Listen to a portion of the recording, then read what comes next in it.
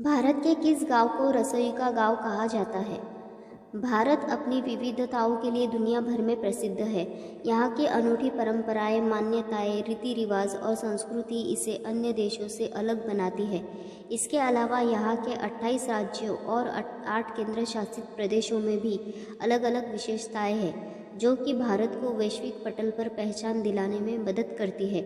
इन्हीं सब चीज़ों में शामिल है भारतीय खाना, जिसका स्वाद विश्व प्रसिद्ध है। भारत के अलग अलग गांवों में एक गांव ऐसा भी है जो कि अपने यहाँ के स्वादिष्ट खाने के लिए प्रसिद्ध है। इस गांव को रसोइयों का गांव भी कहा जाता है। क्या आपको पता है कि भारत के किस गांव को इस नाम से जाना जाता है? यदि नहीं तो इस लेख के माध्यम से हम इसके बारे में जानेंगे। भारत के अलग अलग गांवों की अपनी पहचान। भारत में वर्तमान में 7 लाख से अधिक गांव है और हर गांव की अपनी पहचान है। उदाहरण के तौर पर एक गांव ऐसा है जहां पर वर्षा कराने के लिए मेंढकों की शादी की जाती है। वहीं एक गांव एशिया का सबसे पढ़ा लिखा तो एक गांव सबसे साफ गांव है।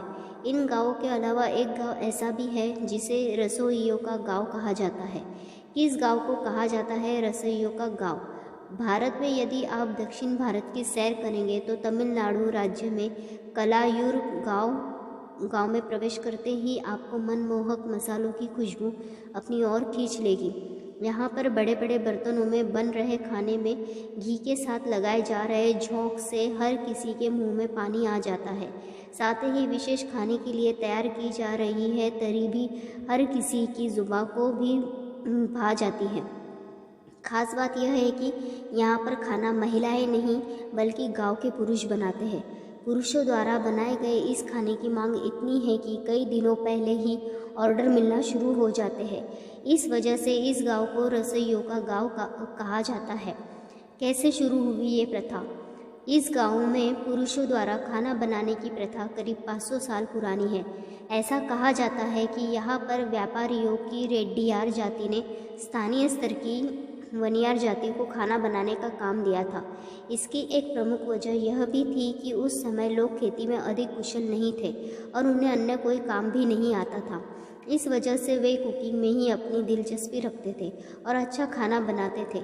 तब से अब तक यह प्रथा चली आ रही है। शादी पार्टी के ऑर्डर होते हैं बुक। पुरुषों की टीम यहाँ पर शादी पार्टी के ऑर्डर लेती है। खास बात यह है कि यहाँ के पुरुष 1000 लोगों का खाना भी सिर्फ 3 से 4 घंटे में तैयार कर देते हैं। हालांकि यहाँ गांव में आज भी घर में खाना बनाने की जिम्मेदारी महिलाओं के हाथ में है। ये पुरुष घर जाकर महिलाओं के हाथ से बना खाना ही खाते हैं।